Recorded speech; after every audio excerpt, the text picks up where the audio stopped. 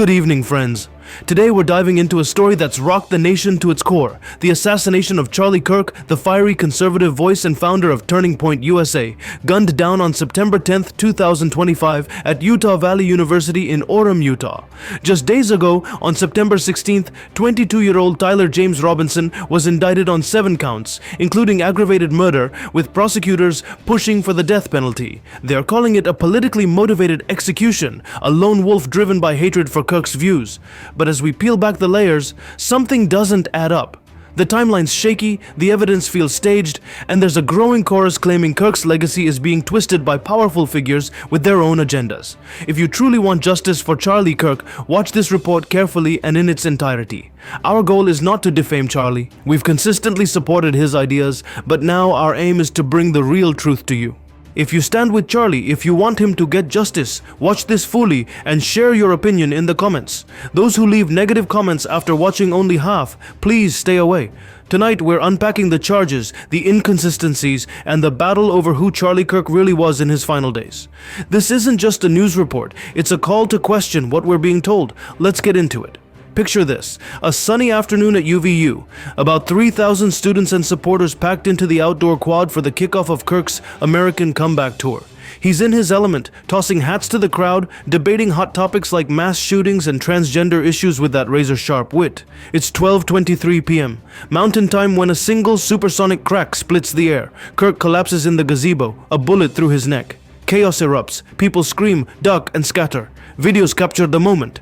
A figure on the Lossi Center rooftop, 142 yards away, fires and flees. Kirk is rushed to Timpanogos Regional Hospital but doesn't make it.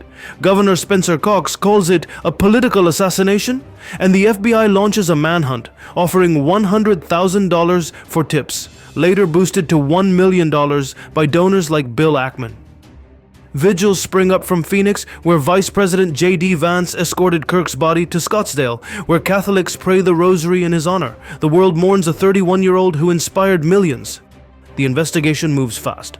Surveillance footage shows a suspect in dark clothing, black long-sleeved shirt with an American flag and eagle patch, dark cap, large sunglasses, light shoes, climbing a railing onto the Lossi Center roof at 12:15 p.m. He ducks out of view, then reappears, low-crawling to a shooting position. 8 minutes later, the shot. He bolts northeast, jumps down in a controlled fall, drops an item, grabs it, and vanishes into wooded areas off campus. Police follow his trail and recover a bolt-action rifle wrapped in a dark towel, with 1 spent round and 3 unspent cartridges etched with bizarre phrases. "Hey, fascist catch, you've got notices bulge. Bella chow chow chow, and if you read this, you are gay. LMO, no shell casings on the roof confirm the bolt-action type. DNA on the trigger, casings, and towel points to Robinson, confirmed by forensic analysis." 33 hours later, officials keep stressing that time frame. Robinson walks into the Washington County Sheriff's Office on September 11th, flanked by his parents and a retired deputy friend. His mom recognized him from grainy FBI photos of a stairwell figure, head down, limping oddly, supposedly from hiding the rifle in his pants. His dad identified the rifle as a gift to Tyler. They confronted him. He implied involvement, citing Kirk's hatred and saying he couldn't go to jail. They talked him out of suicide, and he surrendered under gentle conditions. But here's the catch. No formal confession, no cooperation. His roommate, however, handed over a trove of text messages. On September 16th, Utah County prosecutors dropped the indictment, 7 counts, led by aggravated murder because kids were at the event. Other charges include obstruction for telling his roommate to delete texts. They say Robinson planned for over a week, left a note saying, I had the opportunity to take out Charlie Kirk and I'm going to take it, and targeted Kirk for his political expression. He's a third-year electrical apprentice at Dixie Technical College, with a recent leftward shift, pro-LGBTQ+ views clashing with his MAGA dad. He called UVU a stupid venue for Kirk, accusing him of spreading hate. Prosecutors want the death penalty, and Robinson's first court appearance was remote, confirming his name but without counsel yet. A waiver hearing set for September 29th. A protective order was filed for Kirk's widow, Erica. Sounds like an open and shut case, right? A lone shooter, clear motive, DNA evidence. But friends, the cracks are glaring. Let's start with the timeline.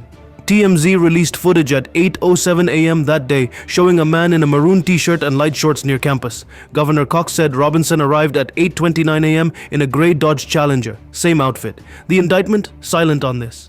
It jumps to 11:51 a.m. Black outfit, limping. Why skip the scouting? That limp. Photos show both legs bending. Experts scoff at hiding a rifle in your pants while climbing railings and sprinting. One gun analyst said, removing a Mauser barrel in seconds? Not easy. The rifle was found fully assembled, wrapped in a towel. No disassembly talk now. Why the shift? And Discord messages about a rifle drop point? The platform denies evidence of planned violence there. Then there's George Zinn, the so-called decoy boy. This 71-year-old political agitator jumps up right after the shot yelling, "I shot him, now shoot me." He's arrested for obstruction, a second-degree felony, after admitting he faked it to distract from the real shooter, aiming to be a martyr for Kirk. While in custody for a medical issue, he's cagey about his phone, and police find child abuse images, leading to sexual exploitation charges. Zinn's got a rap sheet. A 2013 bomb threat at the Salt Lake City Marathon, ties to 9/11 and Al-Qaeda commentary. Why was he there, creating chaos amid 3,000 fleeing attendees? His Epstein-like baggage screams blackmail op. Was he a plant to muddy the waters? The text to Robinson's roommate, Lance Twiggs, a 22-year-old transitioning male and romantic partner, are straight out of a bad thriller. No timestamps, a massive red flag for piecing together the timeline.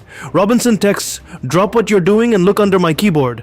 Twiggs finds a note, "I had the opportunity to take out Charlie Kirk and I'm going to take it." Odd grammar, past and future tense mixed. Then, "I'm stuck in a REM, likely the town, maybe a typo for a little while longer. Gotta grab my rifle." Twiggs, "You didn't do it, right?" Robinson, "I am. I'm sorry." He spills it all.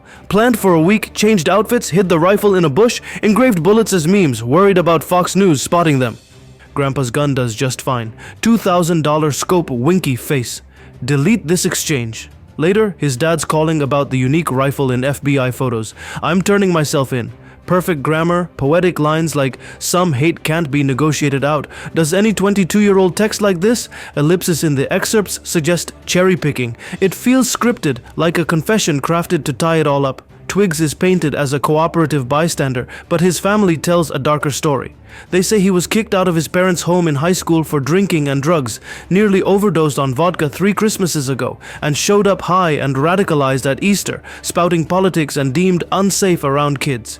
He's a reclusive gamer, deep into the dark web, always on devices. He turned 22 in August, works plumbing with family ties, and lives in a St. George townhome owned by his relatives, where Robinson paid rent through him.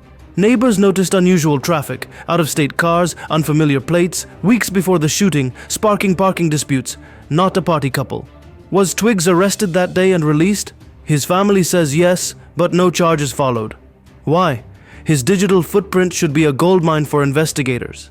Classmates describe Robinson as tidy, quiet, handy, not a lone wolf. Many insist he couldn't have acted alone. The bigger scandal is the fight over Charlie Kirk's legacy. Sources close to Kirk say he was under immense pressure in his final weeks, particularly over his evolving stance on Israel.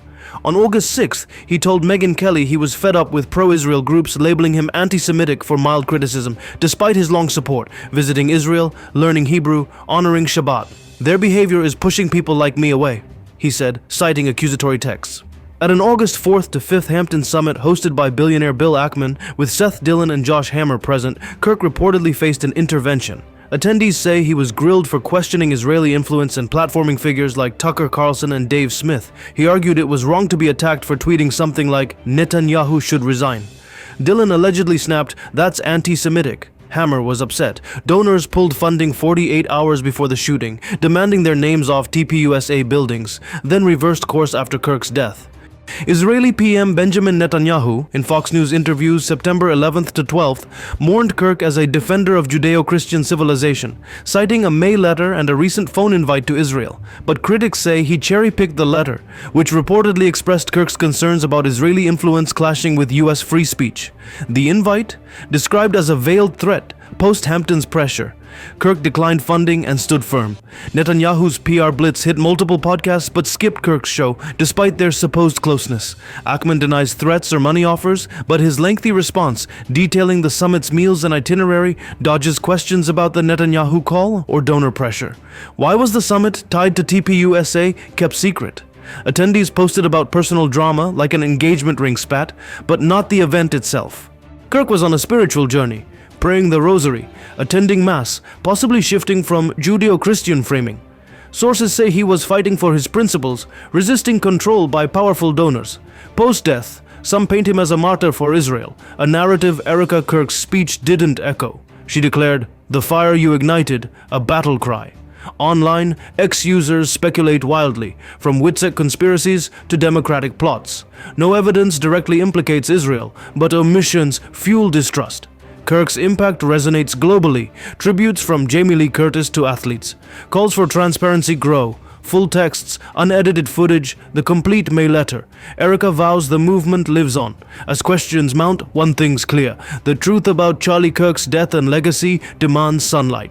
Now the question is, what punishment should Tyler and his family face? What should happen to those who misled the nation and tried to deceive the FBI? What's your opinion? Share it in the comments below.